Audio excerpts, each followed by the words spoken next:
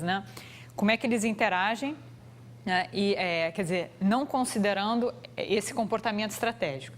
É justamente o que a gente viu lá nas primeiras aulas, que é do problema de maximização do consumidor, o problema de maximização do produtor, né? Aí eu vou ter, então, que a gente vai chamar de equilíbrio, eu vou ter minhas equações de equilíbrio, a gente vai definir essa interação e a gente vai achar todas, quer dizer, qual é a cesta de consumo dos consumidores, qual vai ser o conjunto de produção das firmas e qual vai ser o preço de equilíbrio, né, quer dizer, no mercado. Então, com todos esses problemas de maximização, isso tudo que a gente viu lá, que foi basicamente no capítulo 3, no capítulo 5, aí hoje a gente vai fazer, né, quer dizer, essa interação, né, a gente não está considerando jogos, a gente vai considerar jogos quando a gente vai ver uma estrutura diferenciada de mercado, que aí vai ser o monopólio e o oligopólio. Aí a gente vai usar, né, o instrumental de teoria dos jogos para analisar.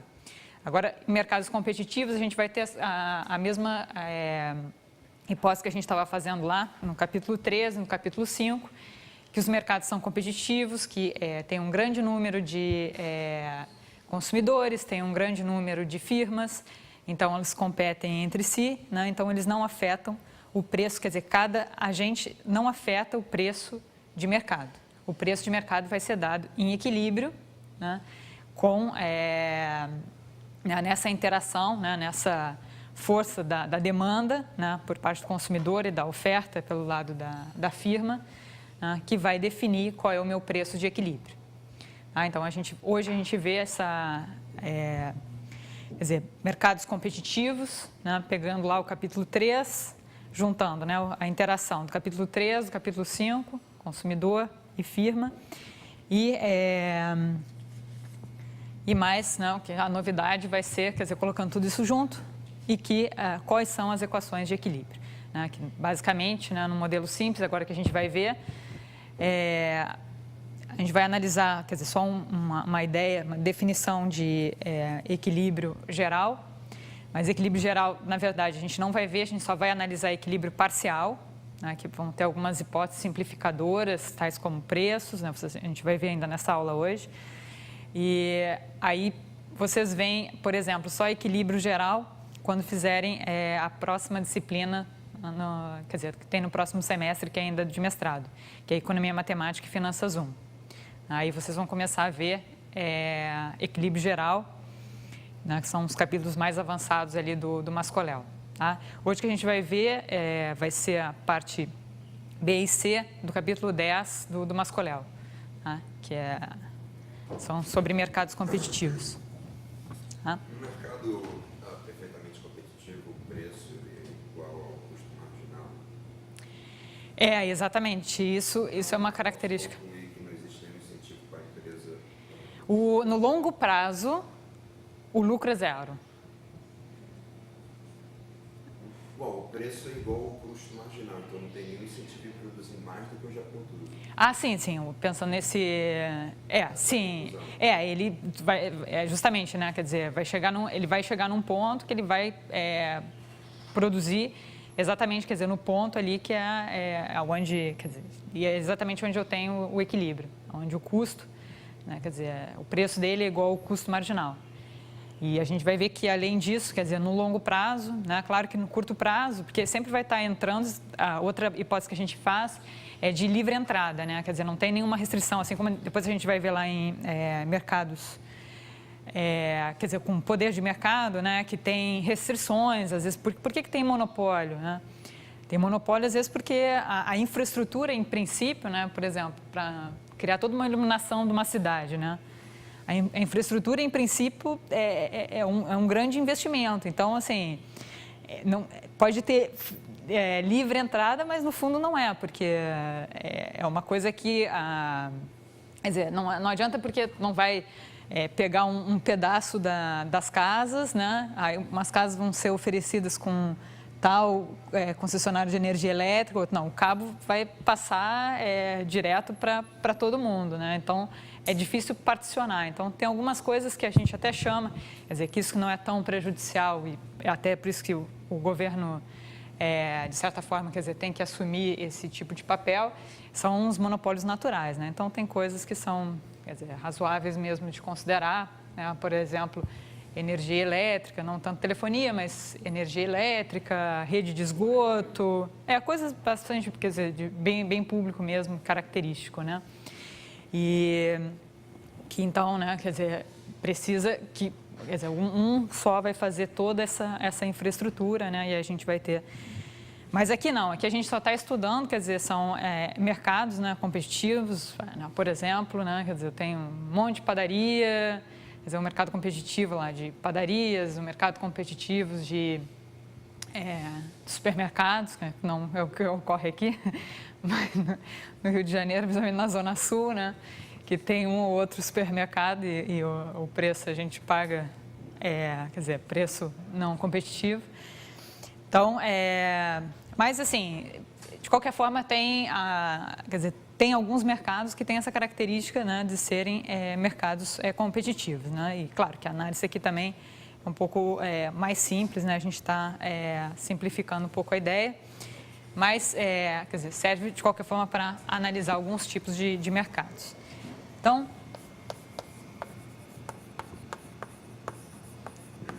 na parte de mercados competitivos.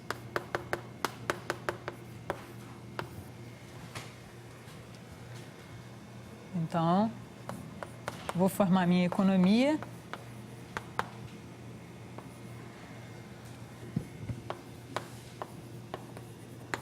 No qual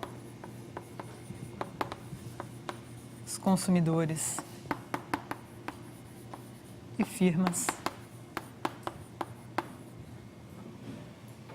interagem, né? E aí, só para ressaltar aqui, quer dizer, não é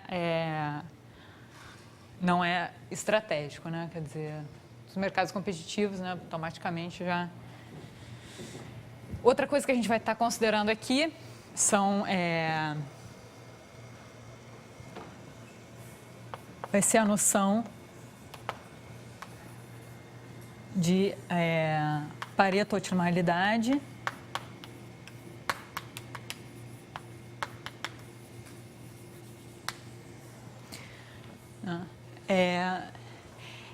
eu acho, quer dizer, não só pela questão da gente analisar, quer dizer, mercados competitivos, mas às vezes muito interessante também a gente ver até que ponto, quer dizer, que tem essas economias assim, que se tudo fosse competitivo, quer dizer, se tudo fosse relativamente perfeito, até que ponto, quer dizer, isso seria um benefício para os consumidores. Então, às vezes eu vejo muito, não, quer dizer, o mercado competitivo, mas principalmente aqui Pareto otimalidade, né, que é um conceito que a gente vai ver ainda hoje, que é justamente assim, fazendo todas as trocas possíveis, né, quer dizer, escolhas dos consumidores, escolhas das firmas, fazendo toda a troca e produção necessária, né, a gente chega num ponto em que eu não consigo, né, quer dizer, melhorar alguém sem piorar um outro, né? Então então eu vejo muito esse como fosse um benchmark na economia, né? Quer dizer, qual seria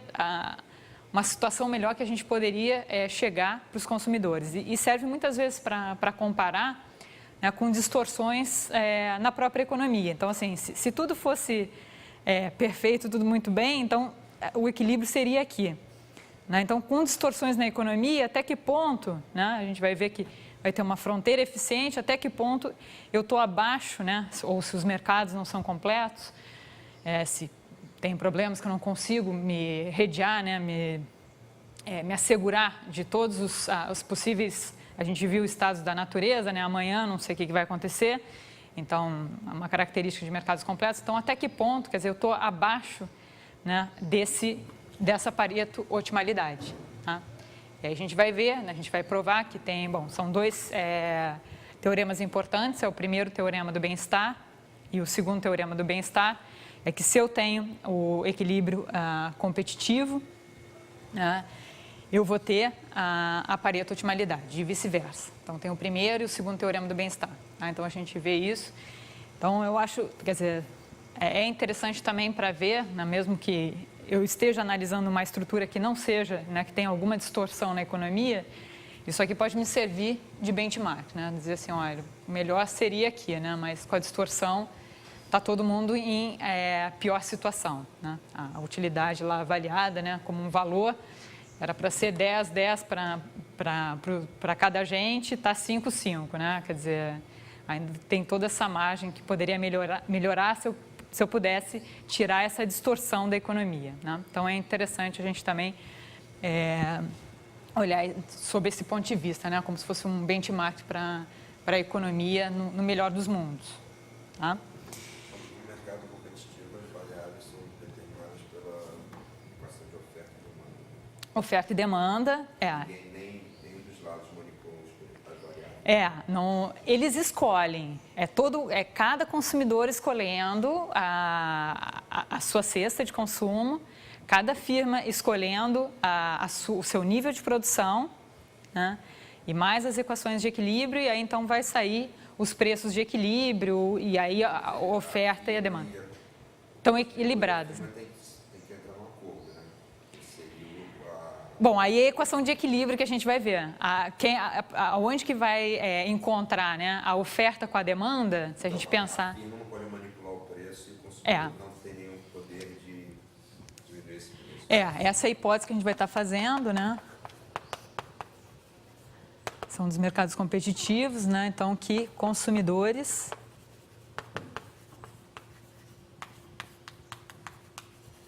e firmas não afetam preço. Tá? Eles não têm como escolher um preço, porque se eles estiverem escolhendo um preço mais alto, né, vai ter uma outra firma lá que está oferecendo por um preço mais baixo, e como o mercado é competitivo, quer dizer, você tem numa esquina eu tenho uma padaria, na outra esquina tem outra padaria, a qualidade do pão é muito, muito semelhante, né? Quer dizer, claro que isso também a gente tem que estar considerando que pão é mais complicado porque pode ser uma coisa meio, né, de diferenciar o produto, né? Mas se eu estou vendendo lá no supermercado, estou vendendo o mesmo produto, e tem 2 supermercados na esquina, né? E aí o leite, o pão, não sei o que, tudo da mesma marca é mais barato naquele supermercado, não faz sentido, né? Claro, aí tem outros modelinhos que incluem o deslocamento, né? Mas eu estou dizendo aqui, uma coisa que é competitiva, que seja de fácil acesso. E eu vou lá, obviamente, vou naquele supermercado que está vendendo o leite, o pão, da mesma marca mais barato, né? Mas não faz sentido, né? Porque eu vou estar, pelo lado do consumidor, ele está otimizando, né? Então, quer dizer, aquele outro supermercado vai ter que ajustar o preço, né? Porque senão ele não vai vender, né? E assim por diante, não, quer dizer, tem toda essa dinâmica, né? Que faz com que, então, tenha um ponto de equilíbrio tanto pela força da demanda quanto pela força da oferta. Não, isso aí mercados competitivos. Perfeitamente? Não, perfeitamente não. Já ouvi, eu acho que eu ouvi. Tá. Não, mas talvez seja alguma coisa ligado, porque assim, pode ser mercado competitivo, mas não necessariamente Pareto otimal. A gente vai ver nos teoremas que vão ter alguns requisitos para ser Pareto otimal. Então, assim, mercado competitivo, digamos, entre aspas, perfeito seria no sentido de Pareto otimalidade. Tá? Mas, por exemplo, eu posso ter mercados competitivos, mas eles serem incompletos.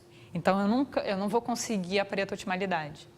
A gente vai ver só lá com o Aero de Broa, bom, ou mesmo com o equilíbrio, que a gente chama, a outra também que de repente podem chamar de, quando Pareto otimalidade, é o mercado competitivo valrasiano, ou mercado competitivo de Aero de Broa.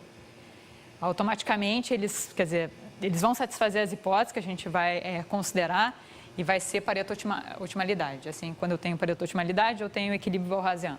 Tá? Aí a gente pode chamar isso, entre aspas, de seria o perfeito aí. Mas aí é que tem várias coisas que às vezes o pessoal fica dando nomes, né? Bom, então,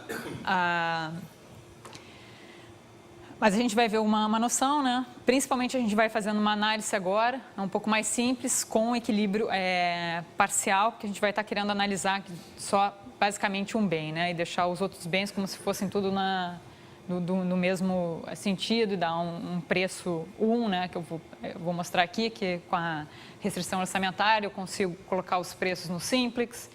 Então, se vocês já viram, né? Que o somatório dos preços dos bens, então pode ser igual a 1. Então, se eu só tenho 2 bens, aí a gente vai ver, quer dizer, uma análise um pouco mais simplificada de equilíbrio parcial, que é usada principalmente para análise que a gente chama de estática comparativa, que, se eu mudar alguma coisa no mercado, né, o que acontece com o preço? Né? Então, sempre, se eu mudar isso, o que vai acontecer com o consumo?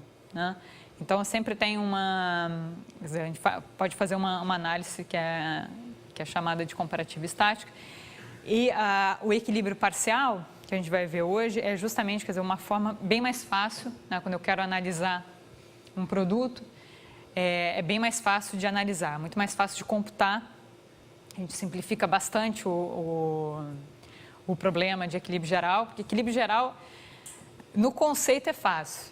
Agora, a existência, né, provar que existe equilíbrio e computar equilíbrio é bastante difícil. Bastante difícil porque, por exemplo, não que seja difícil, mas para o pessoal de economia, né? Porque a gente, por exemplo, para provar a existência já tem que usar coisas bem sofisticadas em matemáticas, como análise funcional. Bom, tem coisas de horizonte infinito, usar probabilidade. Então, são coisas que já basicamente, quer dizer, pensando aqui no IMPA, né, já seria nível de doutorado, né, um nível de doutorado para poder entender assim exatamente o que está fazendo, né, para provar a existência, né. Vai fazer algumas coisas, obviamente, um pouco mais simplificadas aqui, mas para o rigor mesmo de provar um equilíbrio de Arrow-Debreu, já precisa de teoremas mais complicados. Mesmo no livro do Mascoléu, vocês veem que o apêndice ali tenta dar uma explicação de algumas coisas, umas coisas no nível mais básico, mas já tem coisas de um nível mais avançado, né, em matemática. E a computação também, a computação de equilíbrio geral é bastante complicada, não é com qualquer programa de otimização numérica que consegue resolver. Até um equilíbrio mais fácil. Então, o equilíbrio parcial é justamente, né, para quem está querendo analisar de uma maneira bem mais simplificada, mas obviamente perde em outras, né, porque eu vou fazer umas hipóteses fortes, né, mas é uma forma de conseguir, por exemplo, analisar, computar muito mais fácil, né, do que considerar equilíbrio geral. Tá? Então, equilíbrio geral, a gente vai ver que a ideia do equilíbrio geral é fácil, mas provar a existência e computar é uma coisa que é difícil. Mas hoje em dia a gente já tem, quer dizer, difícil no sentido, né, que você precisa um pouco mais de matemática, na computação que precisa de solvers de otimização numérica bem avançados, que hoje em dia já tem, né? Só tem que saber mexer, mas hoje em dia a gente já conta que antigamente não tinha, né? Antigamente era muito difícil porque a otimização numérica não tinha evoluído da forma, né, que o equilíbrio geral, que a gente precisava para computar o equilíbrio geral. Né? Então, teve uma hora que travou a computação. Hoje em dia já tem, mesmo assim com algumas limitações. Tá? Bom, então só para lembrar aqui, então a gente vai ver...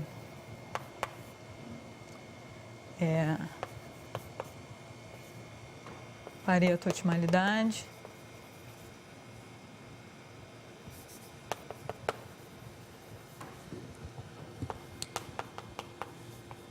E equilíbrio competitivo.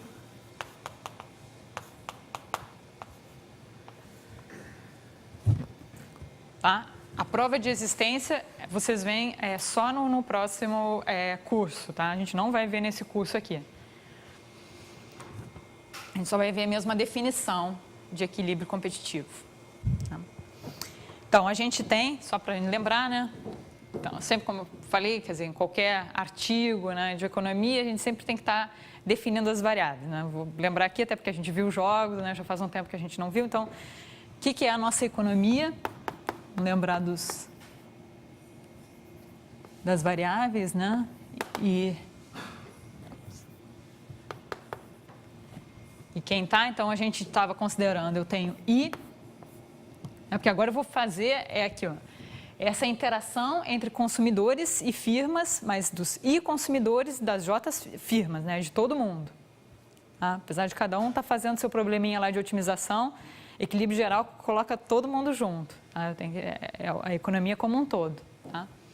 Então, eu vou ter I consumidores, eu tenho J firmas, eu tinha lá meus L bens, tá? E aí lembrem que os consumidores, eles têm preferências, né, sobre a cesta de consumo, que eu chamei na cesta de consumo era o X, né? A gente representou pela variável X. Então, agora, XI, né? Então, a cesta de cada consumidor I é o vetor XI aqui para os L bens. XI, L. Tá? Lembra, então, que é o vetor de consumo, que é a minha cesta, né? Vou estar escolhendo entre esses meus L bens. E essas preferências eram representadas, né, pela função de utilidade.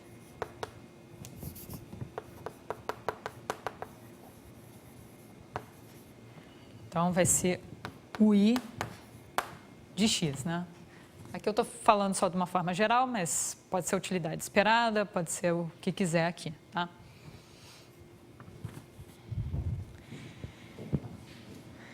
Bom,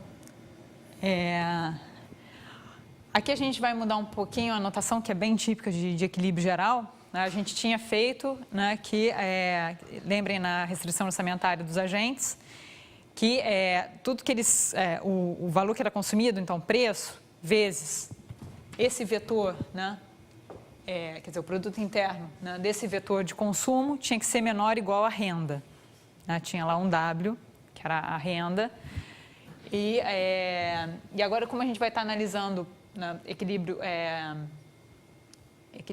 geral, bom, equilíbrio parcial também, mas é interessante a gente colocar, em vez de pensar, né, que ele tem um salário, né, uma renda qualquer, ele vai ter dotações iniciais. Né? Então, isso que eu algumas vezes já falei em aula, né? Então, quer dizer, tem uma economia simplesmente de troca, né? A pessoa tem quer dizer, um consumidor, não, pode ser pensar em produtor também. Vai ter lá a produção de uva, o outro vai ter a produção do álcool, né? E vai ter então uma firma que vai produzir o vinho, né? Então, quer dizer, a uva, o álcool, isso tudo vão ser dotações iniciais, né? Por exemplo, se eu tenho uma plantação de arroz, se eu tenho uma plantação de feijão, né? Como se fosse aquilo ali o que ele tem de dotação inicial. Tá? Então, a gente vai considerar que a dotação inicial vezes o preço, né? Então, quer dizer, cada dotação inicial, quer dizer, o arroz, o feijão, tudo vai ter um preço também, que vai ser um preço de equilíbrio, vai ser a renda dos agentes, tá? Dos consumidores. Isso só o que a gente está modificando em relação lá ao capítulo 3 que a gente via, né?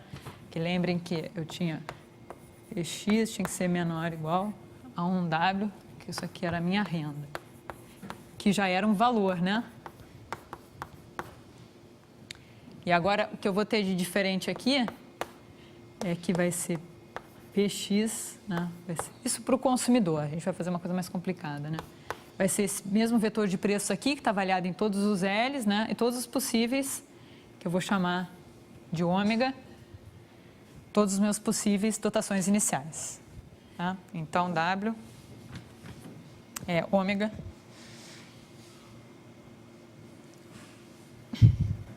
Então, os consumidores... Fala. Então, aqui, isso daqui é, por exemplo, tu tem R$100. Tá, vamos botar, bom, R$1.000 teu salário. Né? Então, tu vai consumir em relação a isso aí, não interessa. Aqui é simplesmente, tu pode pensar... Só que, depende, isso aqui tu pode ser um assalariado ou tu pode ser uma pessoa que tenha, pensando numa economia de troca, que tu tem um bem. Né? Tu tem um bem, quer dizer, tu tem na verdade, tu pode ter uma cesta, pode ser só um bem, né?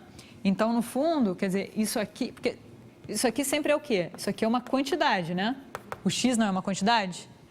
Agora, isso aqui é a mesma coisa. Esse ômega, bom, não é W, é ômega, esse aqui a gente pode dizer que é o W, e esse aqui é o ômega, vai ser também uma quantidade. Então, é o mesmo P, porque aqui eu estou escrevendo de uma forma geral, né? Porque aqui, esse P é um vetor, P1 até PL. É claro que esse W aqui é também um vetor, então os consumidores têm a dotação inicial, que é W, né? Quer dizer, cada consumidor... que vai, ômega, desculpe, de I1 até ômega de IL. Tá? Mas aí tu pode abstrair, obviamente, que vai ter para alguns que vai ser zero, não interessa. Porque aqui eu só estou escrevendo de uma forma geral. Tá? Então, a diferença é essa, né? Que agora, em vez de eu escrever isso aqui, não concorda comigo que é um valor? Que pode ser aqueles mesmos, R$1.000, não interessa. Tem dotação. Tá.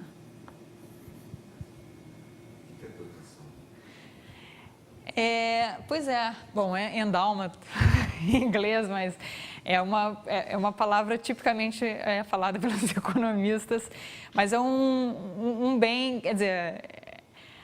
Bom, a gente chama em economia, por exemplo, quem nasceu super inteligente, bonito, é uma dotação inicial também.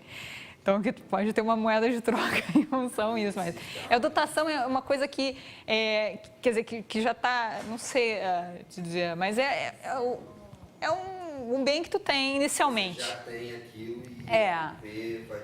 Tu já nasceu, Aquilo daqui vai te dar o seu dado. Isso aqui então minha dotação... Isso aí, vezes o preço de cada um desses bens que você já vai te dar, tem, vai te dar a tua renda, exatamente. porque o ômega não... É uma quantidade, isso aqui é uma quantidade. Então, isso aqui, né? Eu tenho arroz, aquela história, né? Eu tenho arroz, tenho feijão, e a gente quer se trocar, porque eu quero comer um prato com arroz e feijão. Então, a minha dotação inicial é arroz que eu tenho, e a tua dotação inicial é feijão. Aí a gente vai trocar. Só que aí no meu caso, por exemplo, né? O que eu vou ter aqui? Então, tem o agente... só que os dois querem comer o arroz e feijão, né? Então, só que eu, por exemplo, eu vou ter aqui, vou botar aqui. Bom, eu quero comer o arroz e feijão, já vai estar avaliado nos dois. Só que aqui, esse meu consumo tem que ser menor ou igual. Eu tenho o arroz que é o bem 1. Então, preço do bem 1 com W1. E claro que aqui vai ser P2, só que vezes 0, porque eu não tenho... Um é o arroz, né? O bem 1, então, bem 1 é o arroz. O arroz determina a sua renda. Aí então, exatamente, o arroz aqui vai ser os meus R$1.000. Tem que, quer dizer, não estou dizendo, é um valor, né? Isso aqui é um valor. Tá? É que o ômega na teoria da produção é o vetor quantidade de insumos. Não, mas depois a gente chamou de ZQ, né? Em algum momento a gente chamou... Preço, não? Agora a gente vai bom. Não, ômega W, quer dizer, W é o de preços. O W é o preço do insumo. W era o preço do insumo. Tá, Bom, a letra a gente pode botar o que quiser. Tem coisas que, em geral, eu gosto de colocar a letra E aqui. Eu coloco E porque vem de endálmata e fica mais fácil, né? Mas, bom, estou seguindo a dotação do mascoléu. ¿Y esas condiciones iniciales pueden ser cero también? Essa dotação inicial Sí. para... El cambio de renta a... Não, se ele tiver zero de dotação, vai ser um agente que não vai poder consumir nada. Porque é zero de renda. Se ele tiver zero aqui, né, isso aqui necessariamente vai ser zero.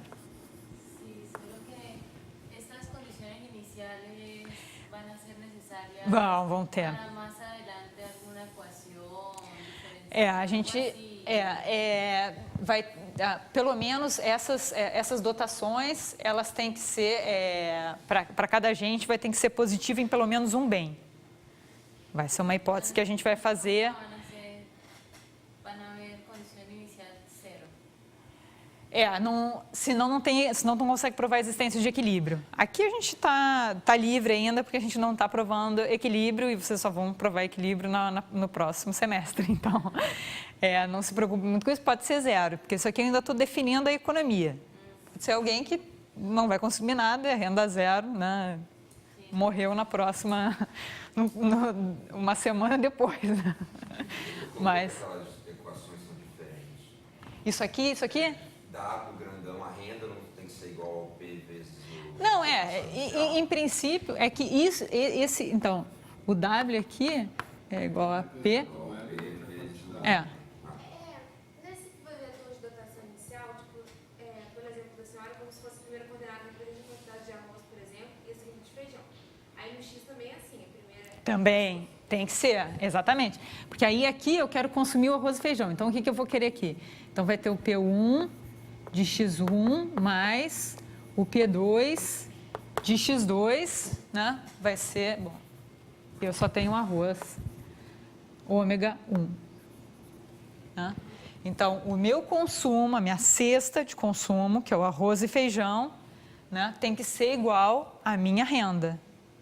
Isso aqui está tudo em valor, né? Agora, que é sempre preço vezes quantidade do arroz, preço vezes quantidade do feijão, preço vezes a minha quantidade, só que de dotação inicial, do arroz. Né? Então, isso aqui tem que ser satisfeito. E quando coloca desse jeito, como se fosse P vezes a dotação inicial, a senhora leva em conta, por exemplo, a renda que não vem da venda de mercadoria, tipo, renda de serviço prestado, por exemplo? Então, não, o L é bens e serviços.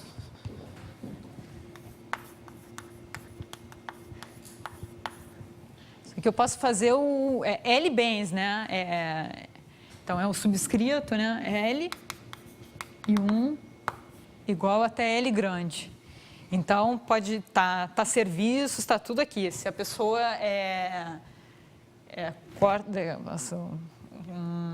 cabeleireiro, né? Então, aí isso aqui,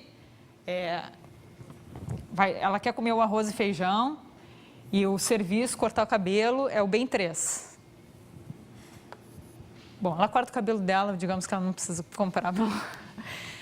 Então, vai ser P1 de X1 mais P2 de X2. E é claro que aqui eu vou ter um P3, né, de X3. Como ela corta o cabelo dela, não vai cobrar nada. Só que isso aqui é zero. Bom, alguém pode cortar o cabelo dela também. Mas, de qualquer forma. Tá? Então, isso aqui vai ser o preço do serviço. Tá? Então, isso aqui é o salário dela. Né? Isso aqui é a quantidade de cabelo que ela está cortando no mês e o preço que ela cobra para cortar esse cabelo. Não interessa, está serviço aqui dentro também. Qualquer coisa. Né? Entre bens e serviços. Né? Uma empresa também que faz serviço também, quer dizer, se ela fornece um serviço, né? Telefonia. Então, vai ser o número a quantidade, que vai ser o número de ligações e o preço das ligações. Isso vai ser a receita da empresa. Então, é uma empresa de serviço, ela não está necessariamente produzindo. Quer dizer, tem uma tecnologia, obviamente, que ela vai estar disponibilizando a telefonia, né? Mas isso tudo a gente só quer dizer, a gente só está interessado no produto final, né? O que ele está justamente vendendo, que é a telefonia. Né? Então, aqui tem várias coisas. Então, isso é uma única coisa que a gente mudou. Né? E aí, claro, né? Agora a renda aqui não fica totalmente exógena, né? Fica uma parte dela, como esse preço, vem um preço de equilíbrio, então parte dela é endógena, né? Então, já fica também um pouquinho mais complicado a análise aí, né? Mas, quer dizer, no fundo é isso aqui, né? Bom, e a firma, né? Então, aqui para as firmas. Então, isso aí é por parte dos consumidores e as firmas, elas estão usando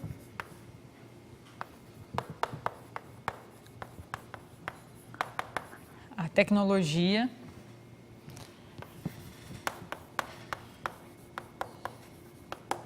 de produção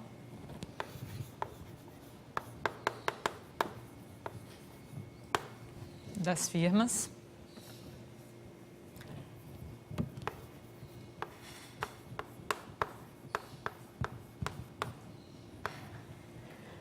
As dotações, claro que não precisam ser todas, né? Pode ser um conjunto de dotações, são transformadas em outros bens.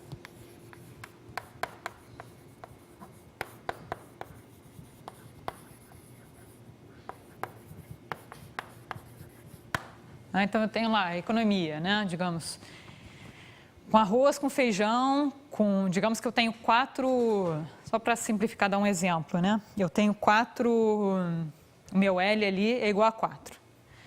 Então, eu tenho arroz, feijão, que eu posso, digamos que não precisa, não tem nenhuma tecnologia de produção, não vou ensacar nada, vou vender, só vou tirar do solo e vender, né? Então, eu tenho arroz, feijão, e aí eu tenho a uva e tenho o álcool, né? Então, como eu tenho a firma aqui, né? Não necessariamente eu preciso usar tudo do vinho e do álcool, que também isso pode ser utilizado como consumo, né? Mas dessas duas dotações iniciais que alguém tem, que a firma pode comprar de um consumidor, vai se transformar em vinho. Então, eu vou ter um quinto produto. Então, todos os produtos disponíveis na economia, né? Quer dizer, eu tenho 4 dotações iniciais, né? E 5 possibilidades de consumo, né? Porque eu não tenho a dotação inicial do vinho, porque a empresa vai usar a tecnologia de produção e vai produzir um outro bem. Então, mas claro que depois a gente vai ver que, quer dizer, que depois a gente vai transformar, né? No fundo, ele quer dizer, é o resultado que a firma produziu, né? Então, lá que a gente tinha fazendo a anotação lá do capítulo 5, né? Que tudo que era negativo, né? Era o Z e positivo era Q, né? Então, tinha... Porque lembra que o Y, conjunto de produção era... Eu vou botar aqui direitinho.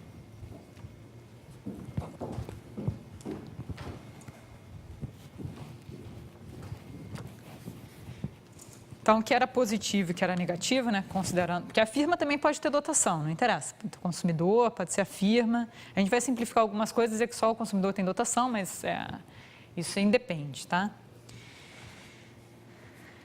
Então, aqui a gente tinha o conjunto, lembrem, Y, J, que pertencia ao RL, né? Que era o nosso conjunto de produção.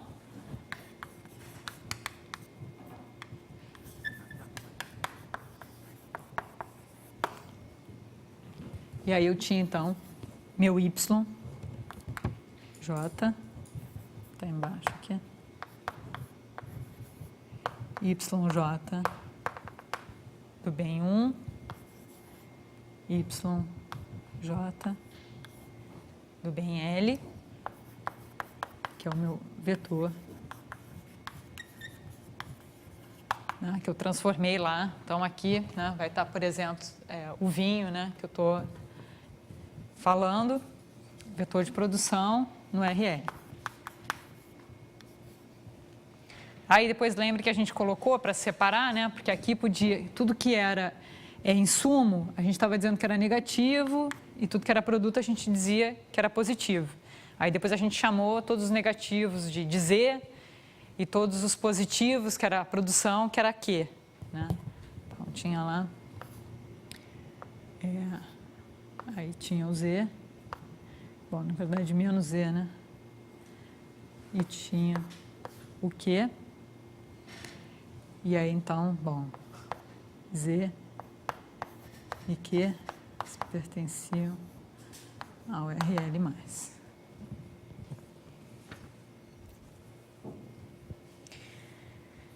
Bom, então, quais são o net total? Então, o total, bom, na verdade líquido, né? Porque esse meu vetor Y, ainda estou pensando no vetor Y, né? Mas depois a gente vai ver aí com Z e Q. Então, total líquido de bens disponíveis, né? Quando eu falo disponíveis para a economia, disponíveis para o consumo, né? Porque se eu estou usando, digamos, 70% de toda a produção que tem na economia de uva para fazer o vinho, então só vai poder ser consumido 30%, né? Então, quer dizer, é esse net que eu tô falando. Então, toda a parte que vai ser consumida, quer dizer, não, toda a parte que vai ser usada como insumo, né, ela, quer dizer, no fundo já foi consumida pelo vinho, né, mas ela não, quer dizer, ela não está disponível, né, então tem lá 70%, né, 30%, para vender, 70% é demais, né, mas se 40% da produção de uva é feita para fazer vinho, né?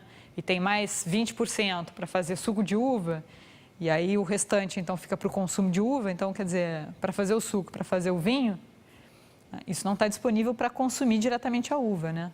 Então, total de bens disponíveis para a economia, né? Líquido, então, vai ser esse meu ômega L,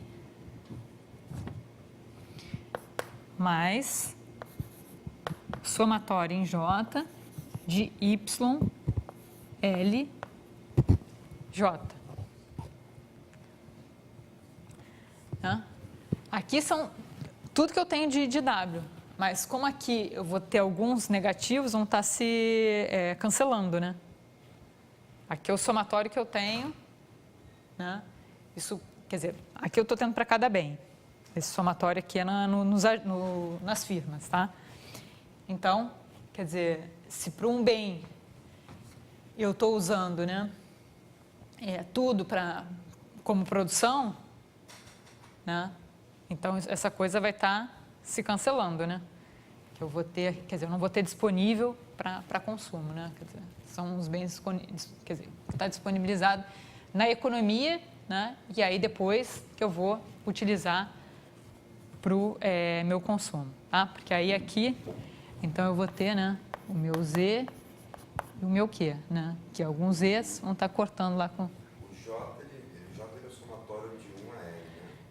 É o J, não, o J é de 1, é J igual a 1 até J grande, que isso aqui são somatórios nas firmas. Ah, desculpe, é que aqui, isso é a anotação do Mascoléu. Então, W de I, L,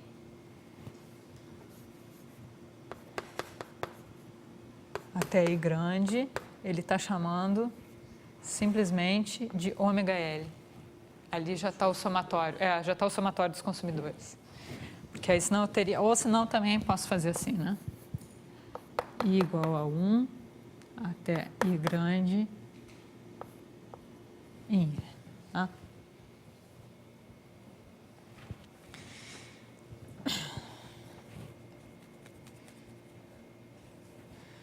Então, aqui, né, vai ser para cada L, né?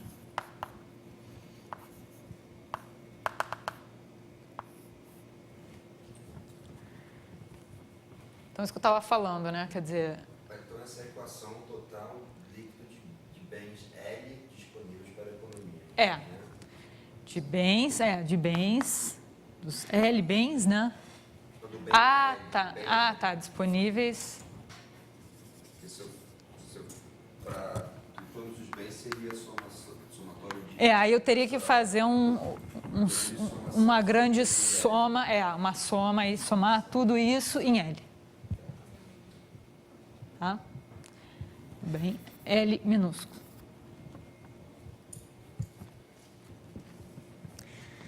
Bom, então antes a gente sempre estava vendo separado, né? Mas aí agora, quer dizer, a minha alocação total, né, vai ser em relação ao meu X, que é dos consumidores, e o meu Y, que é das firmas. Então, essa vai ser a minha alocação total na economia. Então, uma definição, porque a gente vai ter que fazer equação de equilíbrio, então, uma definição que eu quero, e isso a gente já viu também no capítulo 3, no capítulo 5, que todo o consumo, X e o Y, né, e a produção, eles têm que ser factíveis, né? Então, tem que ser viáveis. A melhor tradução. Agora eu lembrei do factível. É uma tradução meio literal do inglês, mas eles têm que ser viáveis, né? Quer dizer, não adianta ele querer consumir mais não tem como consumir mais do que tem na economia, né? Quer dizer, mesmo assim, ele também não vai consumir mais. O consumo para cada consumidor tem que ser factível também. Ele não vai poder consumir mais em relação ao que ele tem, né? Por isso que também tem essa menor ou igual, né, ao que ele tem, né? Ele não vai conseguir consumir mais. Então esse X tem que ser factível, né, em dois sentidos, tanto para o consumidor quanto para a própria no somatório dos L bens para a própria economia, né? Não vai ter um consumo maior do que um consumo do bem, no somatório lá dos agentes, maior do que existe de dotação na economia, do que existe disponível na economia, né? A gente já viu que agora é esse conjunto aqui. Tá? Então, a gente vai definir o que é a alocação viável. Então, uma alocação. Então, o que vai ser? Quer dizer, viável, tem que ser viável para todos, em todos os bens. Tá? Porque agora, como a gente está falando agora de equilíbrio, é todo mundo. Todo mundo, quer dizer, todos os agentes, que quando eu chamo agente, está incluso aí consumidor e firma, e todos os bens. Então, X1...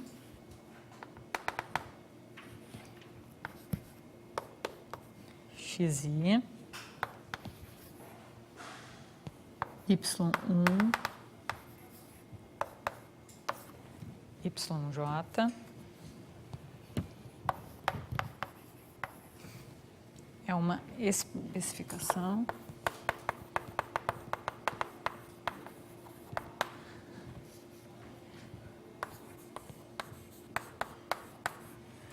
do vetor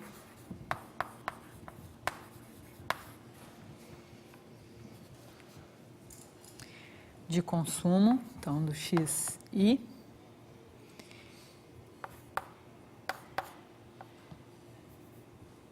botei em cima, bom, tanto faz.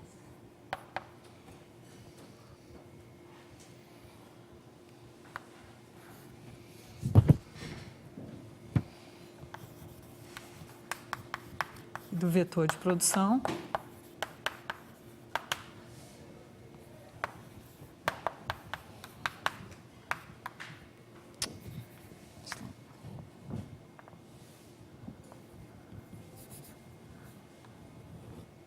YJ. Então,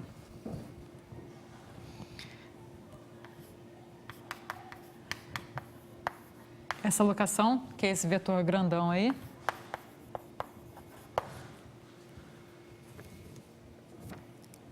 é viável se o somatório de I igual a 1 e de X I em L for menor ou igual.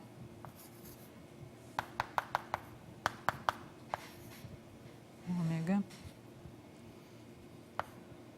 Vou botar embaixo.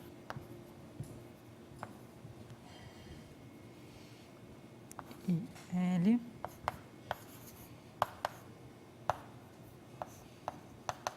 J igual a 1.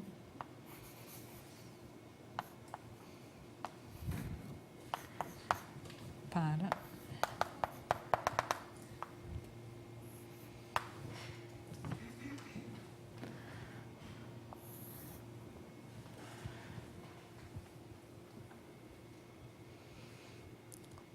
tá, lembrem então,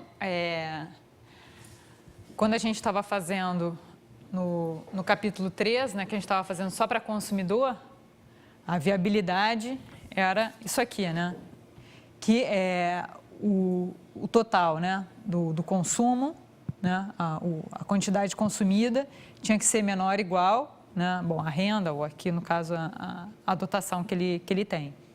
Lá a gente estava pensando em termos de valores. E o que a gente tinha visto no capítulo 5, a questão de ser viável é quando esse vetor y, mas agora eu estou fazendo para cada j, mas antes eu estava fazendo só para uma firma, né? Porque a diferença também, quer dizer, você também tem que estar sempre... em relação aos L bens é a mesma coisa, mas agora aqui eu estou sempre... a diferença é que eu estou fazendo sempre no somatório dos agentes, né? Porque agora eu estou colocando todo mundo na economia. Porque o capítulo 13 e o capítulo 5 era análise individual do consumidor e análise individual da firma. Tá? E agora aqui a gente está vendo o que é viável, são todos mais ou menos os mesmos conceitos, né? Só que para a economia como um todo. Lá eu estava vendo individualmente. Então, aqui para a economia como um todo, eu já tenho que justamente pensar, né, no somatório aí dos agentes. E antes lá, só no L bens, né, era viável quando o Y tinha que pertencer ao conjunto de produção. Né? Aqui, para todo, que era para todo o L lá. Tá? Isso aqui era da firma individual. Né? E tinha que o X, né, tinha que ser menor ou igual que o... Bom, na verdade, P de vezes X tinha que ser menor ou igual à renda. Era a viabilidade individual do consumidor. E agora eu estou vendo, quer dizer, essa alocação que é viável no conjunto de todos os agentes, tá? Para cada L. Isso tem que estar ocorrendo para cada L. Bom, agora a gente vai ver qual é a definição de ser Pareto otimal.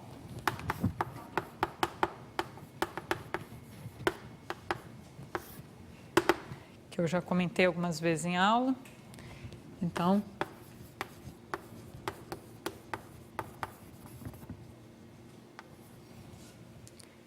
uma alocação x1, x e y1, yj. Isso aqui também às vezes tem bastante nome, né? Tem Pareto otimal, tem Pareto eficiente, ou pode dizer eficiente de Pareto, otimalidade de Pareto, tem várias... ou, claro, mas a gente não viu, tem muita gente que se refere a Pareto eficiente no sentido, quer dizer, walrasiano, né? Mas, bom, se é Pareto... A gente vai ver com o primeiro teorema do bem-estar que um implica no outro. Tá? Então, se está dizendo que é equilíbrio geral walrasiano, está dizendo já que é Pareto eficiente, mas, bom, isso a gente vai formalizar. Tá? Então, essa alocação eu, em geral, chamo de Pareto otimal.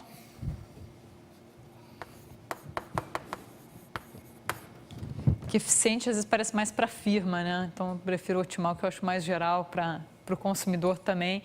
E vem de um problema de otimização de cada um, né? Então eu acho que o otimal mas pode ser Pareto eficiente. Tá? é Pareto otimal se não existe uma outra alocação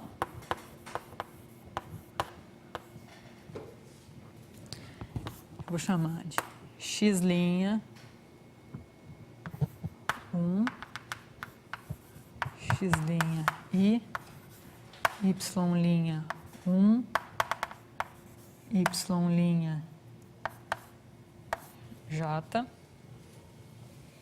tal que u, i, então, função de utilidade de x' i seja maior ou igual a u, i, x' i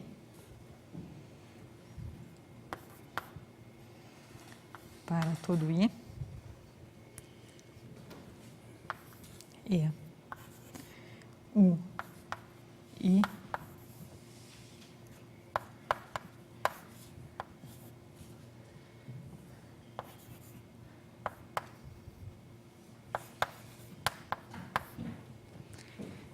tem que ser estritamente maior para algum i.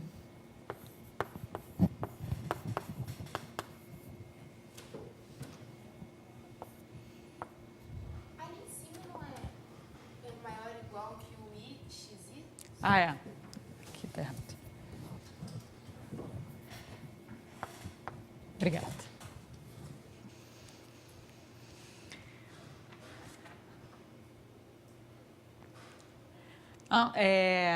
Só para fazer uma observação aqui, o que tinha no capítulo 5, né, que eu deixei para fazer agora, o que a gente está vendo aqui, que você está analisando só em relação ao consumidor, né? Tá? Mas o que a gente vai provar é que se a firma, tá, porque era do capítulo 5, era quase da última parte do capítulo 5, mas eu deixei para colocar tudo isso junto, porque a gente fica um pouco perdido lá. Mas a gente vai provar que se o conjunto de produção está na fronteira, né? Lembrem lá que tinha a fronteira de produção, né? Que ele podia escolher qualquer... tinha lá...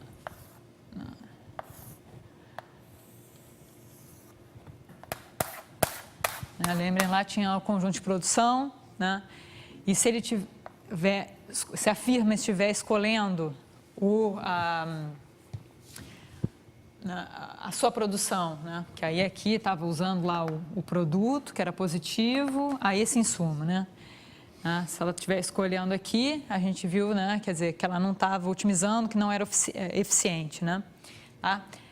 Bom, eficiente vocês não chegaram a ver, mas a gente viu só que, que ela não estava otimizando, se ela estava aqui, né? Então, em vez de estar aqui, que aqui ela estava usando bem mais insumos, né? Bom, melhor botar aqui, né?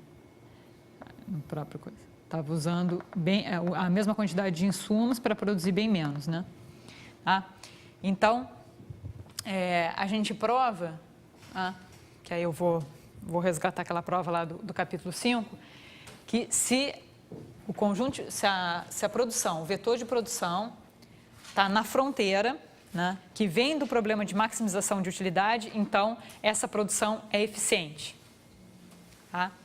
Então, se ela é eficiente nesse sentido para a firma, tá? E, né, quer dizer, em relação ao consumidor, né, é exatamente isso. Se não existe uma outra alocação, aqui a gente também vai considerar que eu posso estar pensando que em equilíbrio parcial, né, uma forma de simplificar, que ele vai ser a gente pode pensar a firma também como uma proprietária da produção. Então, ela vai ter uma participação na produção. Mas eu vou mostrar o modelo. Tá? Então, e aí eu posso colocar isso tudo na função de utilidade, se eu quiser. Mas tal que, tá? Mas mesmo assim, né, depois eu vou retomar. Antes a gente vai ver equilíbrio parcial, mas depois eu vou retomar esse ponto de ser eficiente, né? E ele vai ser Pareto otimal. Se o conjunto de produção está na fronteira, então ele é eficiente, então ele é Pareto otimal. Tá? Esse vai ser um outro resultado que a gente vai provar. E aqui é só, bom, aqui é só na definição, né? Porque lá então já está considerando.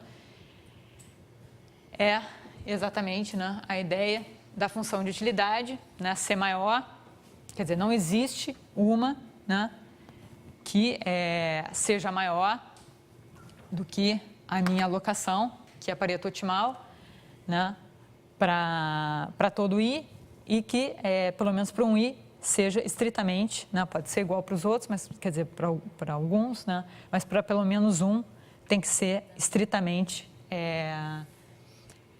quer dizer, isso aqui é estritamente maior, a linha, né, que não existe, essa alocação que é melhor, tem que ser estritamente maior que o de I. Tá? O Pareto otimal, ele maximiza a função de utilidade de todos os consumidores. Aqui é cada consumidor fazendo o seu problema de otimização. Cada X. Esse aqui é o consumidor 1. Bom, aqui não, é porque como não está maximizando aqui, está maximizando aqui.